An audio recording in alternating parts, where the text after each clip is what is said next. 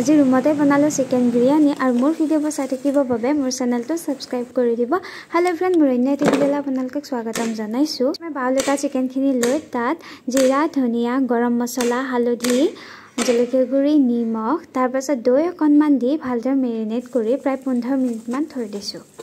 আৰু এতিয়া মই মিহিকৈ কাটি থোৱা পিয়াজখিনি ৰঙচুৱা কৰি ভাজি লৈ এক্সট্ৰাকৈ থৈ দিম, মানে পাছত লাগিব বিৰিয়ানী দিব কাৰণে। আৰু এতিয়া চিকেনখিনি মেৰিনেট কৰি থোৱা হৈ গ'ল 15 মিনিট আৰু গোটা মছলাখিনি মই এনেকৈ দি লৈছোঁ। পিয়াজ, নহৰু আৰু বিলাহী লগতে অলপমান জিৰা, ধনিয়া, জলকীয়া গুড়ি দি মছলাখিনি ভালদৰে ফ্ৰাই কৰি লৈছোঁ। আৰু এনেদৰে তেলখিনি ওলোৱাৰ পাছত মই মেৰিনেট কৰি থোৱা চিকেনখিনি দি দিছোঁ। আৰু এইফালে চিকেনখিনি হোৱা মানে মই এইফালে ভাতকেইটা বহাই দিম।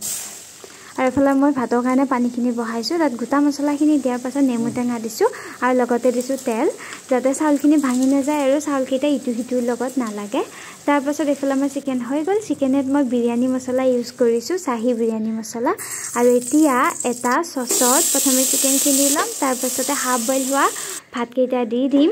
তাৰপাছত আকৌ এটা চিকেনৰ লেয়াৰ দি দিছোঁ এনেকৈ। তাৰপাছত আকৌ ধনিয়া দিছোঁ, লগতে দিছোঁ অলপ এই যে ভাজি থৈছিলোঁ পিয়াজখিনি, সেই পিয়াজখিনি দি দিছোঁ। তাৰপাছত আকৌ ভাতকেইটা দি দিছোঁ, হাফ বইল হোৱা ভাতকেইটা। তাৰপাছত আকৌ ওপৰত ধনিয়া পাত আৰু লগতে এই ভাজি থোৱা পিয়াজখিনি মই ওপৰেৰে দি গাৰ্নিচিং কৰি থৈ দিছোঁ। লগতে অলপমান ঘি দিছোঁ যাতে ফ্লেভাৰটো হয়।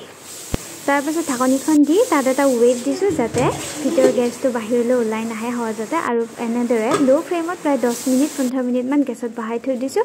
আৰু এইফালে মই বনাব লৈছোঁ ৰাইতাৰ কাৰণে দৈ, তাৰপাছত মিহি মিহিকৈ কটা পিঁয়াজ, বিলাহী, জলকীয়া, ধনিয়া পাত, নিমখ অলপমান দি ভালদৰে মিক্স কৰি লৈছোঁ। আৰু এইফালে আমাৰ ৰাইতাও ৰেডি হৈ গ'ল। আৰু ৰাইতা হোৱা মানে আমাৰ বিৰিয়ানীও খাবৰ কাৰণে ৰেডি হৈ গ'ল। দেখিবতো ধুনীয়া হৈছে, খাবও চাগে ধুনীয়াই হ'ব।